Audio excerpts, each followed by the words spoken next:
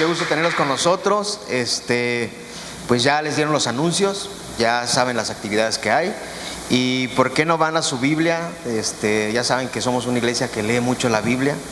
Hoy vamos a leer muchos versículos, así que si traes tu Biblia quiero que vayas a Filipenses. Estamos viendo la serie de Filipenses, unidad y gozo en el Evangelio, ¿no? ¿Quién dice amén por eso? Entonces hoy vamos a ver unos versículos del capítulo 1 de Filipenses, del versículo 12 al versículo 30. Mientras tú los vas buscando, quiero contarte que lo que vamos a encontrar aquí es que después de que Pablo hace una oración por los filipenses, Pablo ahora va a informarles a ellos, a los filipenses, la situación que él está viviendo actualmente, ¿sí? La cual sorprendentemente ha sido para bien. Sí, todos pensaríamos que estar encarcelado había sido para mal, pero no, ha sido para bien, porque ha servido para propagar, o la propagación del Evangelio. En cuanto a Pablo, él no va a ser avergonzado, va a glorificar a Dios, ya sea por muerte o ya sea por vida, ¿no? Porque para él el vivir es Cristo y el morir es ganancia. ¿Quién dice amén a eso, no? Ahora, él convencido de que seguirá con vida, ¿no? Que no iban a acabar con él en ese momento y iba a ser librado, Pablo les anuncia que les hará otra visita a los filipenses, encargándoles por lo pronto que se comporten de una manera digna del Evangelio. Y esto es el contexto de lo que podemos leer en estos versículos, ¿no? Entonces, ahí en tu Biblia, si estás en Filipenses, como son muchos versículos, vamos a ir desglosándolos rápido. Lo voy a hacer lo más rápido posible, pero sé que va a ser de bendición a tu vida.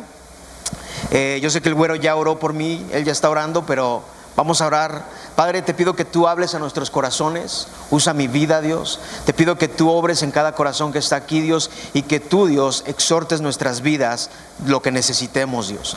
Sabemos que tu palabra habla a nuestros corazones y que seas tú, Dios, obrando en nosotros. Te damos a ti la gloria y te exaltamos porque tú eres un Dios bueno, en el nombre de Jesús, amén. Bueno, pues también damos la bienvenida, ¿no?, a aquellas personas que nos ven.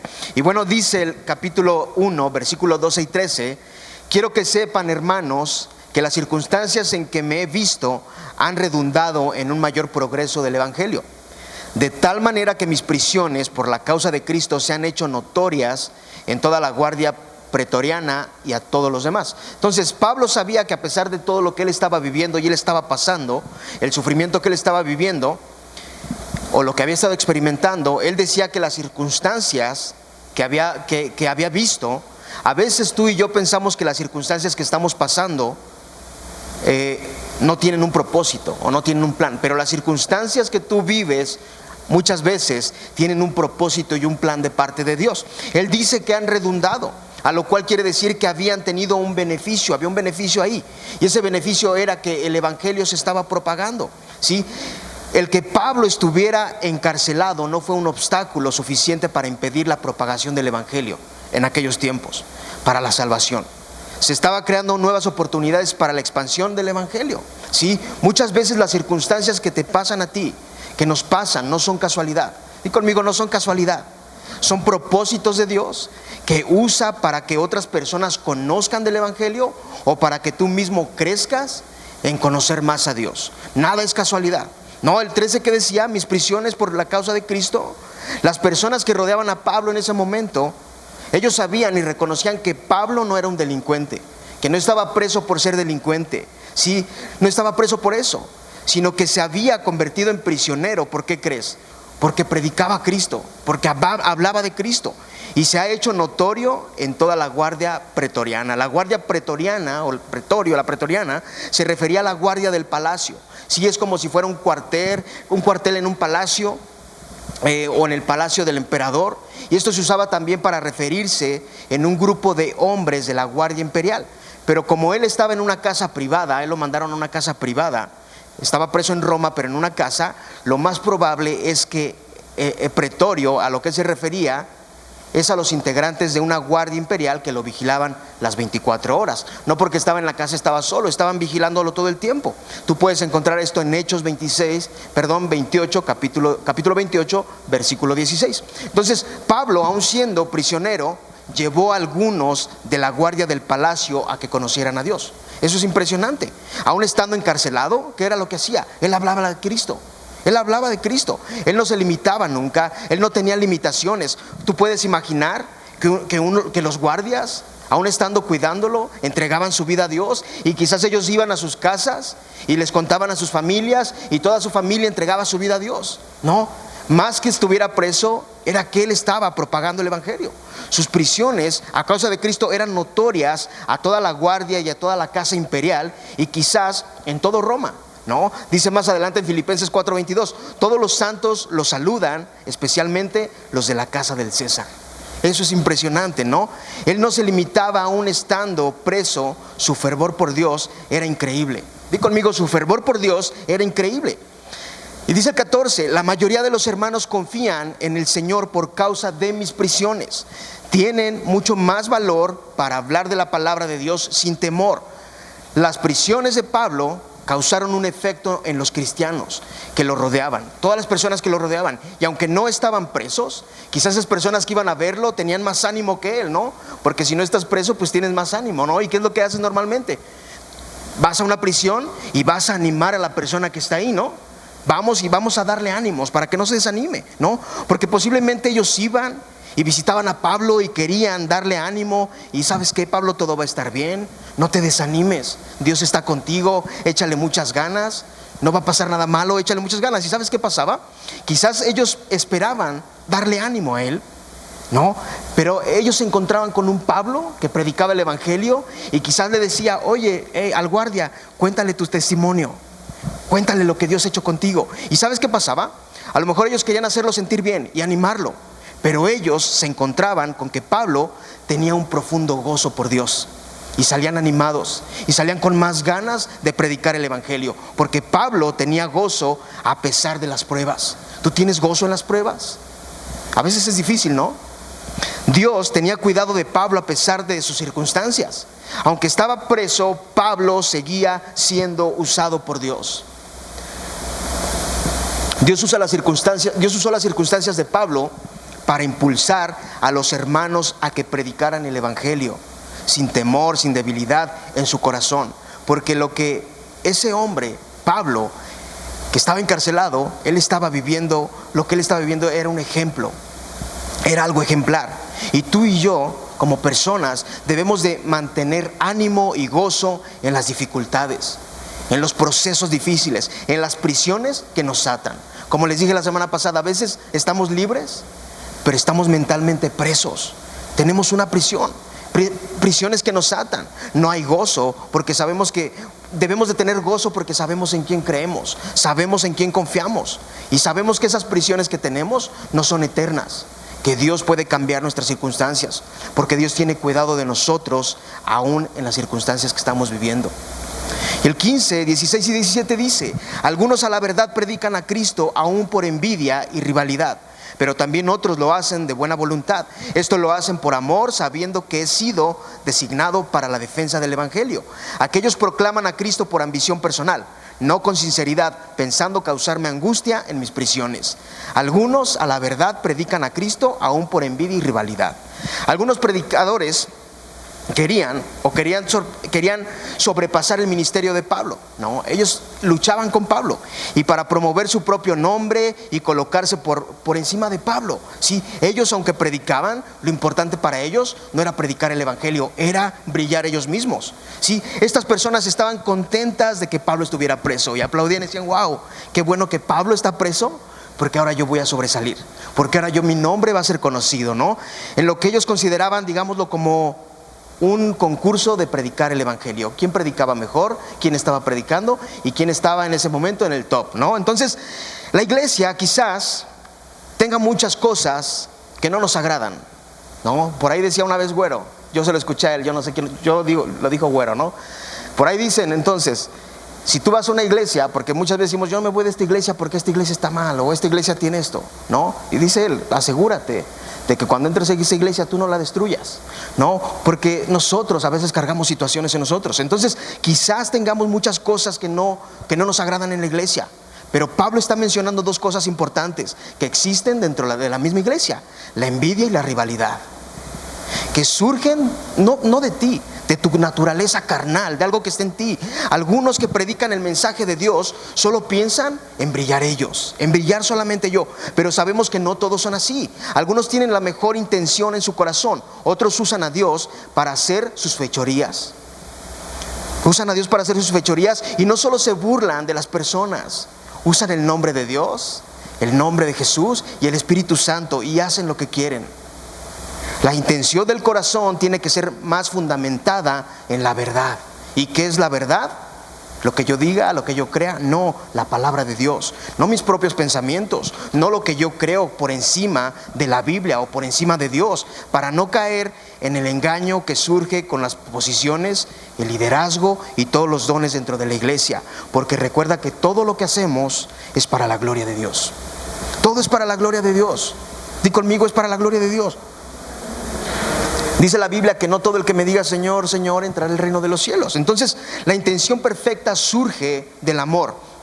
Cuando nuestro amor es principalmente hacer las cosas para Cristo, no pensar en que como yo canto muy chido y por eso estoy aquí, como yo sé predicar bien, yo estoy aquí, como yo sé esto, yo estoy aquí. No debe de ser así. Cuando hacemos las cosas para Dios, aprendemos a tener discernimiento y aprendemos también a escuchar quién habla la verdad.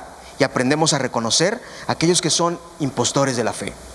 Un creyente, cuando es maduro y ha sido perfeccionado en el amor de Dios, puede ser capaz de discernir las verdades o las verdaderas intenciones con las que se predica la palabra. Tenemos que entender o tenemos que tener en cuenta que nuestro cuerpo carnal, nuestra carne va a querer, ¿qué crees que va a querer? Que la mimen, que la apapachen, que le hablen muy bonito al oído. Eso es lo que va a querer nuestra carne, ¿sí? Nos va a hacer pensar que no necesitamos trabajar en el orgullo, que no necesitamos trabajar en el corazón. Nos va a hacer pensar eso. Y nos va a hacer pensar que no debemos de trabajar en las cosas que son importantes. Entonces, cuando somos maduros y la palabra de Dios te incomoda, es porque hay algo que hay que cambiar. Y es cuando tienes que ir a la cruz y decirle, ¿sabes qué, Dios? Estoy fallando con mi orgullo, ayúdame y cámbialo, ¿no? Entonces el 17 decía, pensando causarme angustias en mis prisiones. Aquellos que predicaban a Cristo con motivos equivocados lo hacían por causar angustia a las prisiones de Pablo. Sus corazones eran competitivos, no solo querían ganar para ellos mismos, ellos querían que Pablo perdiera. ¿No? Muchas veces hay gente que no solo quiere brillar, quiere que nadie más brille, no quiere que absolutamente nadie más brille, y lo que pasa es que les hacen la vida de cuadritos. Quizás ellos querían que Pablo soportara humillaciones de tener que admitir que otros eran más efectivos que él. Lo que ellos no podían entender o no entendían es que a Pablo no le importaba esto, porque él no tenía un espíritu competitivo en el ministerio. Él no lo hacía para promover su nombre, él promovía a Cristo su Salvador. Entonces, pensemos, si un hombre que escribió casi todo el Nuevo Testamento promovía a Cristo, ¿por qué hay falsos maestros que se promueven ellos mismos el día de hoy?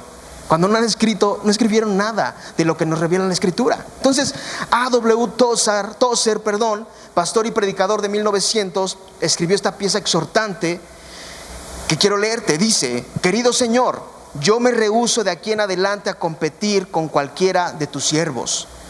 Ellos tienen congregaciones más grandes que yo, que así sea. Yo me regocijo en su éxito. Ellos tienen dones más grandes, muy bien. Eso no está en su poder ni tampoco en el mío. Yo estoy humildemente agradecido por sus grandes dones y por mis dones pequeños. Yo solamente oro que pueda usar para tu gloria tales dones modestos, los cuales yo poseo. Yo no me compararé con nadie, ni tampoco intentaré construir mi autoestima al hacerme notar en donde pudiera aventajar sobre otros en tu santa obra. Y yo con esto hago una frazada de desaprobación de cualquier dignidad que pueda tener. Yo soy un siervo improductivo. Yo con gusto voy al pie de la cruz y me declaro el menor de tu pueblo. Si yo me equivoco en mi juicio propio y si en realidad me subestimo, no quiero saberlo. Yo me propongo el orar por otros y el regocijarme en su prosperidad como si fueran propias. Y en efecto, son las mías como las son tuyas, porque lo que es tuyo es mío, y mientras uno planta y otro riega, es solamente por medio de ti que se da el incremento.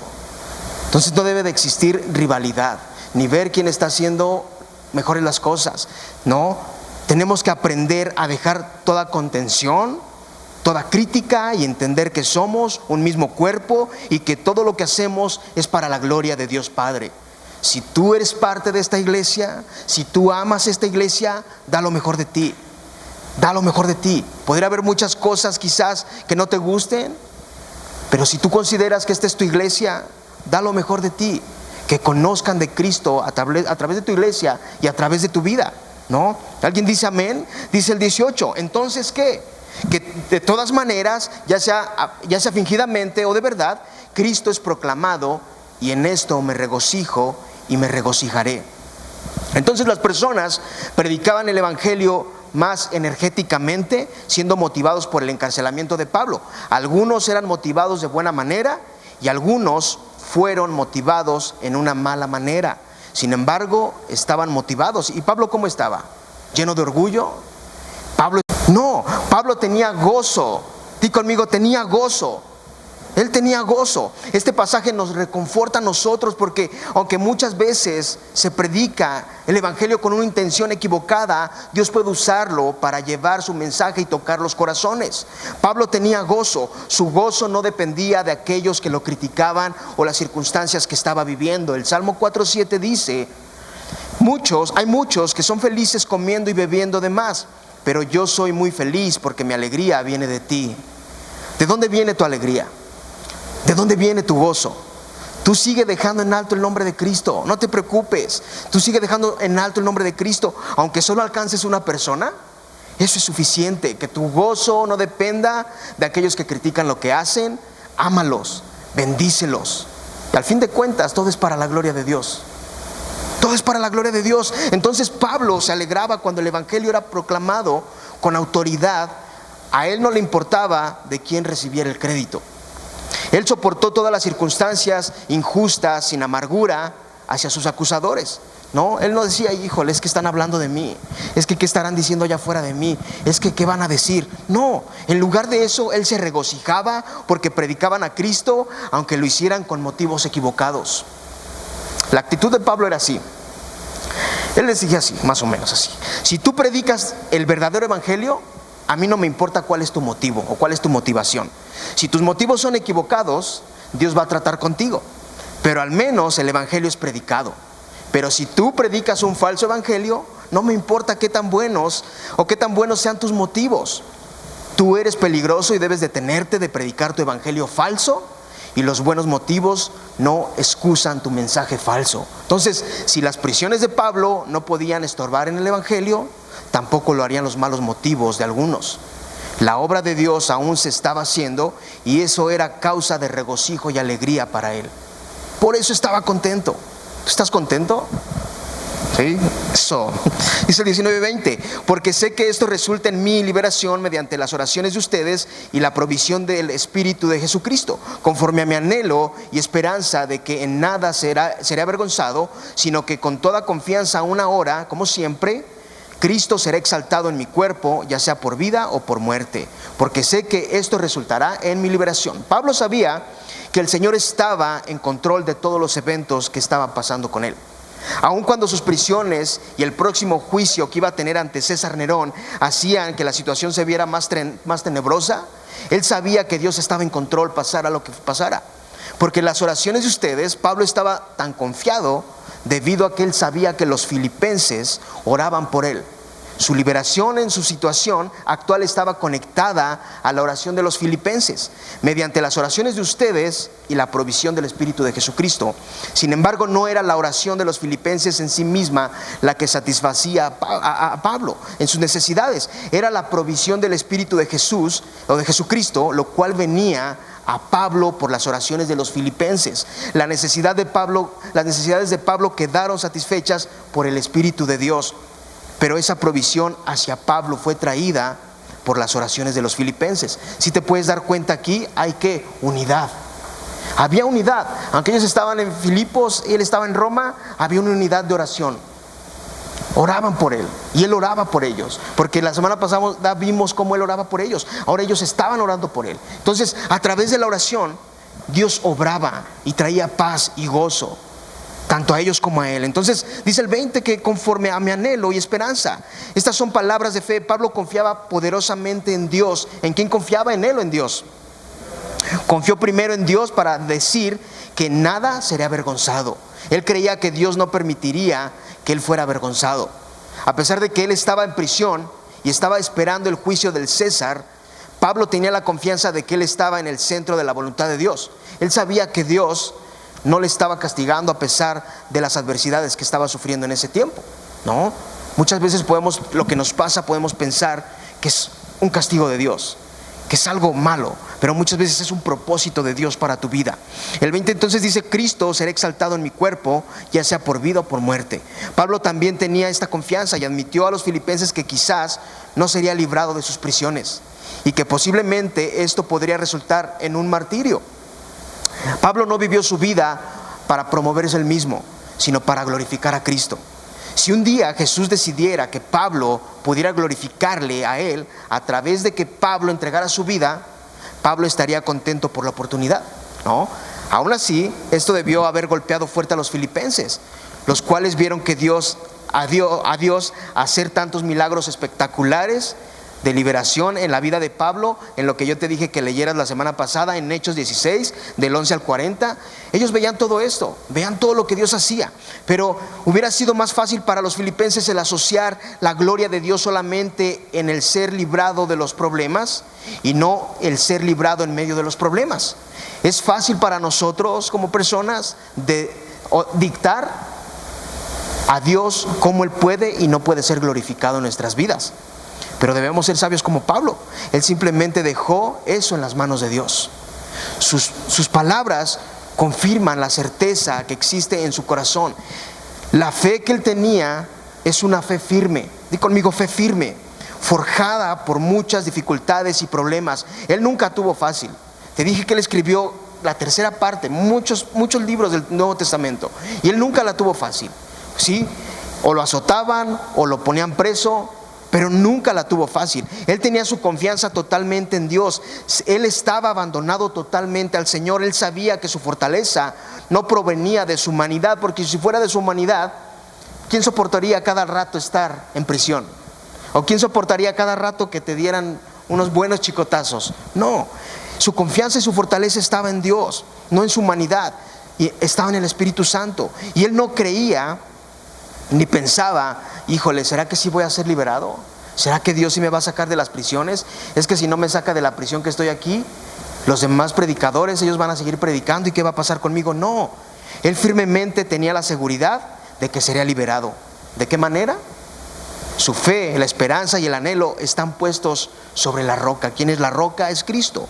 Un fundamento que no se mueve, y un fundamento que es Cristo nos libra de toda vergüenza, porque entendemos que nuestra vida y nuestra muerte están sometidas a la voluntad de Dios, y sea cual sea el resultado, ya sea vida o muerte, Cristo será exaltado, ¿no?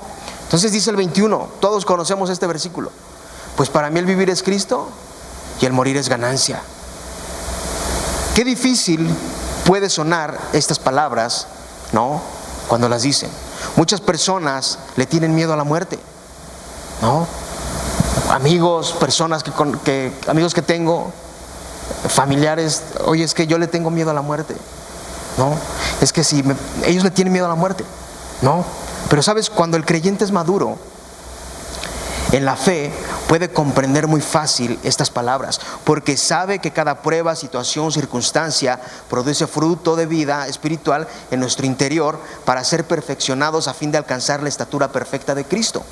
Y aunque algún día experimentaremos la muerte terrenal, porque no somos eternos, la vida espiritual es eterna, permanece para siempre, y en Cristo no tenemos derrota ni vergüenza. Un hombre dijo: soy de Cristo, vivo para Cristo y voy a Cristo. Él estaba convencido de cuál era la razón por la que él estaba en este mundo. Su deseo era siempre Cristo. Entonces, la muerte no es una derrota para las personas, para el cristiano, para el creyente. No es una derrota, es una graduación a la gloria, ¿sí? Una ganancia neta para el cristiano. Para Pablo, en su debido tiempo, sería una ganancia en dos sentidos. El número uno, su muerte por la causa de Cristo glorificaría a Jesús, y eso era una ganancia. Y el número 2, el estar en la inmediata presencia del Señor era una ganancia para Pablo. Sí, el 22 dice: pero si el vivir en la carne, esto significa para mí una labor fructífera, entonces no sé cuál escoger, porque de ambos lados me siento apremiado, teniendo el deseo de partir y estar con Cristo, pues eso es mucho mejor. Tú y yo sabemos que el vivir por gracia y por fe en este mundo, nuestra vida ha de ser fructífera. No representa una carga, más bien es algo en lo que podemos tener gozo por el poder divino, y aunque la muerte venga, no tener temor. ¿Sí? Lo triste es cuando un familiar se va y nosotros nos quedamos, porque nos duele, porque somos humanos, ¿no? Pero aún en el proceso que estés viviendo de duelo y dificultad, aún Él enjugará tus lágrimas y te va a sostener.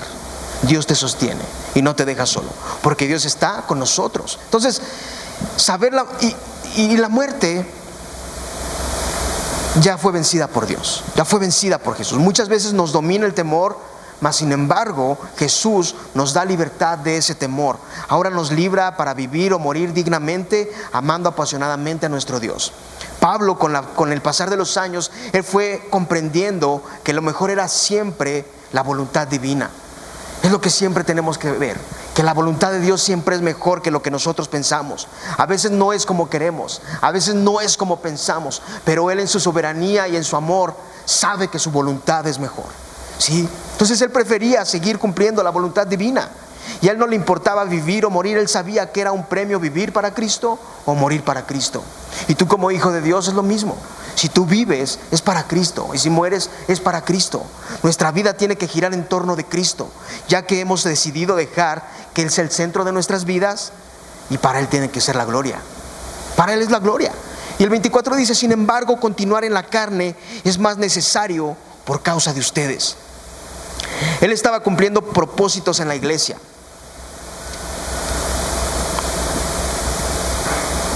Él estaba cumpliendo un propósito en la iglesia, y lo que estaba haciendo era que la estaba fortaleciendo, animándola, formándola, estableciéndola para Cristo.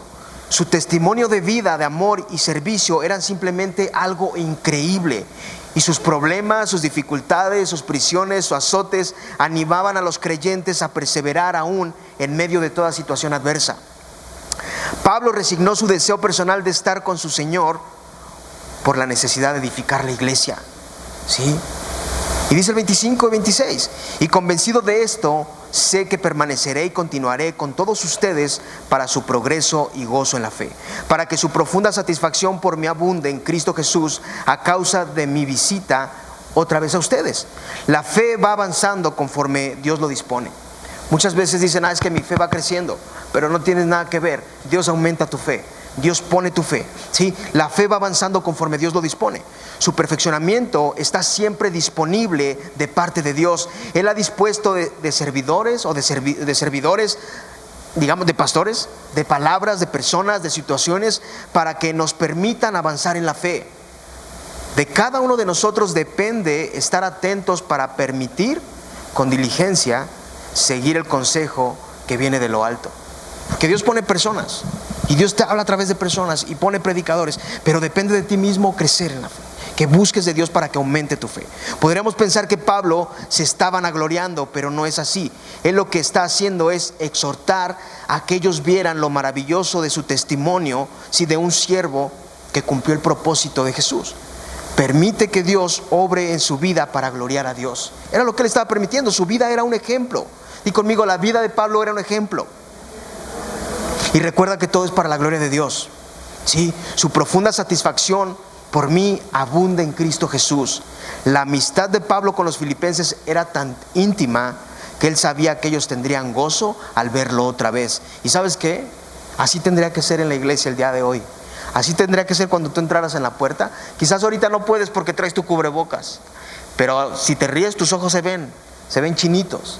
O levanta tu mano. Pero así debería de ser, que cada domingo en la iglesia, cuando tú vengas, tú tengas gozo, y que ese gozo lo muestres, y que se vea la alegría que tú tienes para darle a los demás. Y decirle: hey, qué bueno que viniste, bienvenido, qué chido que estás aquí, ¿no? Que cambiemos un poquito nuestra cara y digamos: hey, qué bueno que estás aquí. Sí, pero así debe ser, mostrar amor como Pablo y los filipenses se mostraban. Mostremos amor. El 27 dice: solamente compórtense de una manera digna del evangelio de Cristo, de modo que ya sea que vaya a verlos o que permanezca en ustedes, pueda oír que ustedes están firmes en un mismo espíritu, luchando unánimes por la fe del evangelio. ¿Cómo podríamos aplicar este versículo a nuestras vidas? Bueno, en la actualidad, recordando que nuestro comportamiento habla mejor que nuestras palabras. Porque por eso tenemos que vivir dignamente como siervos de Dios. Tenemos que vivir dignamente como siervos de Dios, como peregrinos de este mundo, ¿sí? Como pasajeros, sin apego por las cosas de este mundo y permitiendo que la obra de Dios que ha empezado en cada uno de ustedes dé frutos, que dé frutos en ti, frutos abundantes de amor, de paz, de bondad, de gozo, y cada día nos va perfeccionando. Sí, cada día. Este es el mejor regalo que un siervo puede recibir: ver fruto en aquellos que han sido o han decidido seguir y ser discipulados por Dios, firmes en un mismo propósito, dar la gloria a su nombre, dar la gloria a Dios, y luchando unánimes por la fe que surge de Dios. Como creyentes, tú y yo tenemos que tener integridad y vivir de manera consecuente con lo que creemos, enseñamos y predicamos. Sí, dice Colosenses 1:10, para que anden como es digno del Señor, haciendo en todo lo que le agrada, dando fruto en toda buena obra y creciendo en el conocimiento de Dios. Y regresando a Filipenses 27, firmes en un mismo espíritu, luchando unánimes. Pablo está haciendo un llamado a la unidad entre los creyentes. Es lo que tú y yo tenemos que tener: unidad. Por esta serie se llama Unidad y Gozo en el Evangelio. Tenemos que tener ¿qué? Unidad. Unidad. La unidad es una de las maneras más importantes en que la vida de los creyentes demuestran ser dignas del Evangelio de Cristo. Pablo nos anima a no rendirnos a la presión de la oposición, sino a ejercer una propia presión. Esto implica proclamar el Evangelio que hemos creído y a vivir de una manera digna de lo que creemos. Que seamos un equipo y juntos pelear la batalla en contra de un enemigo común, del diablo. No, unidad. Necesitamos tener unidad. Amén. 28, 29, 30 dice: de ninguna manera estén atemorizados por sus adversarios, lo cual es señal de perdición para ellos, pero de salvación para ustedes, y esto de Dios, porque a ustedes se les ha concedido por amor de Cristo no solo creer en Él, sino también sufrir por Él, teniendo el mismo conflicto que vieron en mí y que ahora oyen que está en mí. Pablo estaba ofreciendo a la iglesia de Filipos 4 cosas que tú y yo también tenemos que atesorar. Di conmigo: 4 cosas. Número 1, su valentía ante la oposición es una señal del juicio divino que enfrentan los que los persiguen. Primera de Tesalonicenses 1:6 dice: sin temor, porque hemos sido perfeccionados en el amor de Dios, que es nuestra victoria, nuestra salvación y la derrota de nuestros adversarios. Número 2, su valentía también es una señal de la propia salvación de los creyentes en su sentido más amplio y de redención. Romanos 13:1, y hagan todo esto conociendo el tiempo y que ya es hora de despertar del sueño, porque ahora la salvación está más cerca de nosotros que cuando creímos. El número 3 es el sufrimiento por causa de Cristo es un honor dado por Dios. ¿Alguien dice amén a eso? Pues ¿por qué tengo que sufrir por Dios? Yo no tengo que sufrir. Dios es una cosa y yo soy otra. Dios te creó. No te creó el cosmos, te creó Dios, ¿no? Entonces dice Filipenses 3:10, y conocerlo a Él, el poder de su resurrección y la participación en sus padecimientos, llegando a ser como Él en su muerte. El 4, Pablo comparte su lucha y su ejemplo, entendiendo que esto puede animar al igual que animó, ¿no?, lo que leímos en el versículo 14. Dice 1 Tesalonicenses 2:2, sino que después de haber sufrido y sido maltratados en Filipos, como saben, tuvimos el valor, confiados en nuestro Dios, de hablarles el Evangelio de Dios en medio de muchas oposiciones. ¿Tú serías capaz de predicar el Evangelio si hubiera oposiciones? Si viviéramos como en aquellos países donde todavía existen los mártires, ¿la neta tú serías capaz? ¿O la neta no? ¿Qué harías? La neta. Cuentan una historia desde que yo estaba chico, a ver si me acuerdo bien, pero de que una vez estaban todos adorando a Dios en una iglesia, ¿no? Y entró un hombre encapuchado con un arma y les dijo: quien realmente ama a Dios, que se quede porque lo va a matar, y quien no, que se salga. Y todos se salieron. ¿Y sabes quién era? El pastor disfrazado, viendo quién amaba a Dios y quién no. Nadie estaba dispuesto a hacerlo. Nadie estaba dispuesto a pelear por Dios. Entonces yo te pregunto, es algo que te tienes que preguntar, porque no sabemos si algún día vamos a tener oposición, vamos a tener personas que se levanten. El mundo cada vez está peor, ¿no? Entonces no tenemos que tener temor, porque hemos sido perfeccionados en el amor de Dios, ¿cierto? Que es nuestra victoria, nuestra salvación y la derrota de nuestros adversarios. Dios va a tener cuidado de ti. Dios va a tener cuidado de tu vida. Sí, recordemos todos estas palabras. Se nos ha concedido el poder, el privilegio de creer en Él y ser bendecidos, perfeccionados y amados en Él. Pero no solo esto, también con ellos hemos recibido con aprobación el sufrir por su causa. Amar a Cristo, aunque tiene una recompensa eterna, amar a Cristo, es nuestra recompensa, la eternidad. Pero en la actualidad o en el vivir aquí, tiene dificultades, ya sean personas, situaciones, no, persecuciones, pero al final hay una recompensa. Y como creyentes fieles en el servicio y llamado que hemos recibido en Cristo, debemos continuar el legado de la iglesia para mantener y persistir y sostener la lucha que nos permite avanzar en la fe, en la predicación del evangelio y en el perfeccionamiento de nuestro ser. La palabra de Dios tiene que tocar tu corazón, y si algo te incomoda es porque es algo que tienes que trabajar. Y no es para avergonzar ni nada, simplemente es para que vayas a Dios y digas: ¿sabes qué, Dios? Trabaja conmigo con esto. ¿Por qué siempre digo el orgullo? Porque es algo que Dios trabajó en mí, y es algo que Dios sigue perfeccionando en mí. ¿Sí? A veces leo la palabra de Dios, y aun cuando estoy haciendo los mensajes, y Dios trabaja algo en mí, y tengo que ir a la cruz y decirle: ¿sabes qué, Dios? Perdóname, ayúdame. Sí, entonces la palabra tiene que tocar tu corazón. Entonces quiero concluir con esto: no existe nada que pueda detener la obra de Dios ni los propósitos que Él tiene. Él tiene propósitos y tiene planes. Así como en los tiempos de Pablo eran tiempos de mucha persecución, sí, donde la mayoría de los líderes eran capturados, eran ejecutados, les cortaban la cabeza, los crucificaban, tantas cosas, ¿no? Entonces la palabra era predicada con mayor fuerza. Pablo es para nosotros, es un ejemplo de alguien que tiene en más aprecio hacer la voluntad de Dios y su recompensa celestial que el bienestar temporal. Él no quería ni brillar. Él no decía: no se trata de mí, no quiero ni que me hagan un altar a mí. Yo estoy predicando el evangelio, estoy predicando a Cristo. Él lo hacía para Cristo.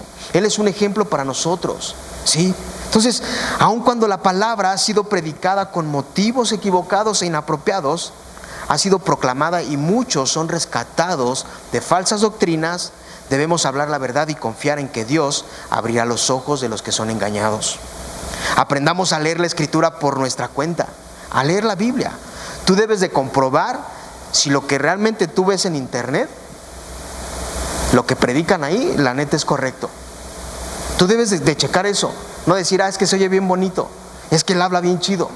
No, tú tienes que checarlo. Y aún cuando tú vengas aquí, tú tienes que ir a tu casa y comprobar que lo que yo te esté diciendo es correcto, que la verdad te estoy diciendo lo que es la verdad.